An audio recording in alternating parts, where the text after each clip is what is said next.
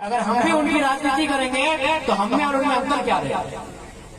हम लोग अंतर पैदा करेंगे, हम लोग फर्क उत्पन्न करने आए हैं। इसीलिए आज इस राज्य में हमें एक स्थान मिला, इस राज्य के लोगों के बीच हम लोगों को एक सम्मान मिला। और बिल्कुल चाहे कोडरमा लोकसभा की बात कीजिए, चाहे बगल में हजारीबाग लोकसभा है और पीछे तो फिर गिरिडीह हम खुद हैं। हजारीबाग लोकसभा है, कोडरमा लोकसभा है, आपने हमारे पार्टी के कैंडिडेट को तीसरे नंबर पर रखा, ये भी हमारे लिए गर्व की बात है। इसके लिए आपका आभार है।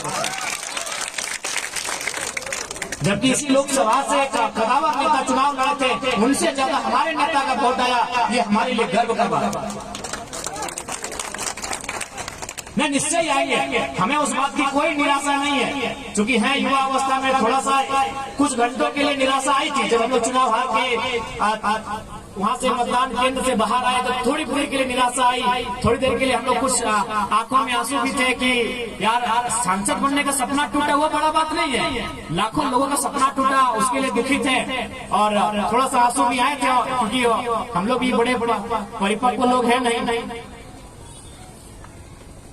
हम लोग भी परिपक्व लोग तो है नहीं, तो नो डाउट हम लोग भी भावनाओं से भरे हुए लोग हैं। लेकिन अंततः हम लोगों ने अपने आप को बैलेंस किया और आज आपको बताना चाहेंगे, आप मेरे चुनाव रिजल्ट 4 तारीख को चुनाव का रिजल्ट आया है। आज शायद जितना भी तारीख है, आज की तारीख से चुनाव के रिजल्ट की तारीख तक गिन लीजिए और मेरे फीडबैक को पता कर लीजिए। मैंने जितने समस्याओं को सॉर्ट आउट किया है, झारखंड के 14 सांसदों ने मिलकर किया। मिलकर किया क्यों? क्योंकि उनका आधा दिन दिल्ली में बीत रहा है, उनका आधा दिन दिल्ली में, आधा दिन गुलदस्ता लेते हुए, आधा दिन वीआईपी लोगों से मिलते हुए, आधा दिन ठेकेदारों से मिलते हुए, आधा दिन टूर में बीत रहा है। इसलिए बीते चुनाव हारने के बाद जितनी समस्याओं को हमने सॉर्ट आउट किया है, जो हमारी हैसियत है, छोटी रहे थोड़ा मीडियम साइज की समस्या रहे, जिन समस्या का हम लोगों ने समाधान किया, ये जो बाकी सांसद ने मिलकर नहीं किया, हाँ वो हमसे अच्छा करेंगे क्योंकि पावर में, वो संवैधानिक पावर में। हम ये नहीं कह रहे हम उनसे अच्छा कर पाएंगे, लेकिन अभी 1 महीना का रिपोर्ट कार्ड बता रहे हैं, आप उनका एक भी दिखा दीजिए। आज हम लोग एक दिन में 3 जगह मजदूर बैठे थे धरने पर, 3 जगह हम लोग मुआवजा दिलाए। बगोदर में मलेशिया से डेड बॉडी आई, डेड बॉडी 20 दिन बाद आई और मुआवजा 5 दिन में पहुंचा। वहाँ के जनप्रतिनिधि हार मान चुके थे, यहाँ तक कि पदाधिकारी आईएएस पदाधिकारी बोल रहे थे कि यार इतने में मान लो विदेश की कंपनी है। हमने कहा एक बार हम लोग को प्रयास करने दें।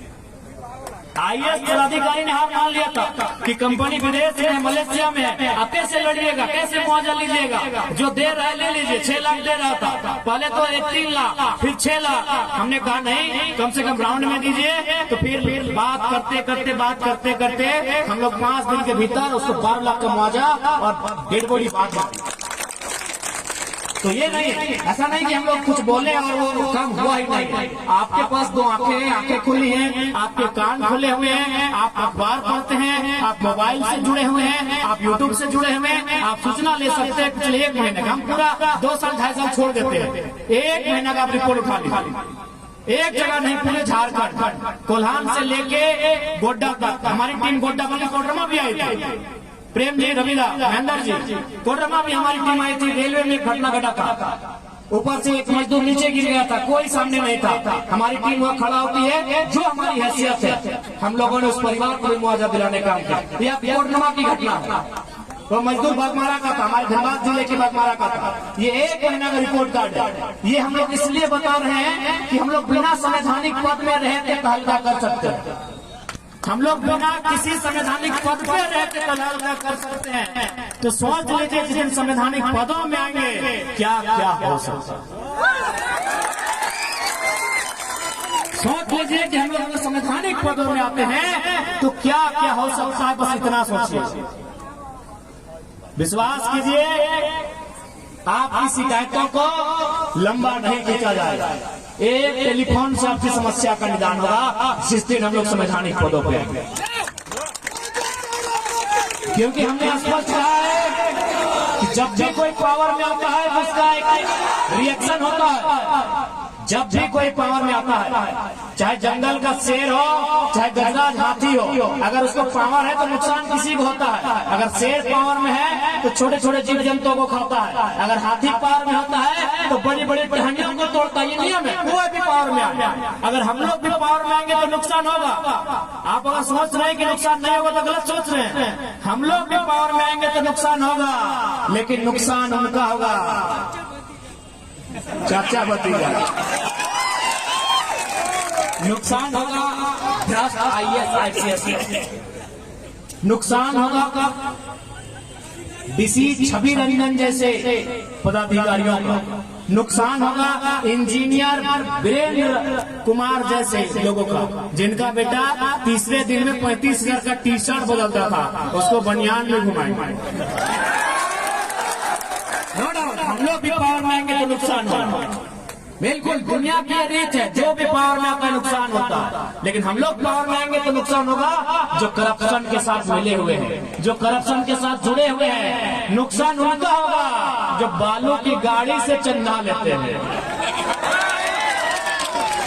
और ये हवाई बात नहीं, हम एक दिन की घटना बता रहे हैं। हमारे धनबाद के जिला अध्यक्ष हमारे इंतजार कर रहे थे बरवड्डा में, हम गोविंदपुर में थे, हम गोविंदपुर में आए, बरवड्डा में उन्होंने रिसीव किया, वो जान बूझ के गाड़ी बढ़ा ही नहीं रहा।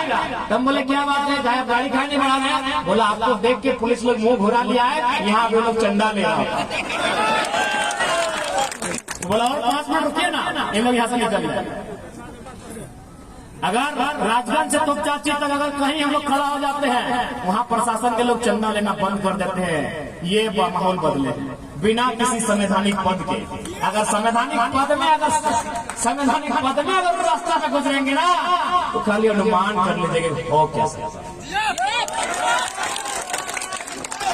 महेंद्र कैसे हैं भगवान?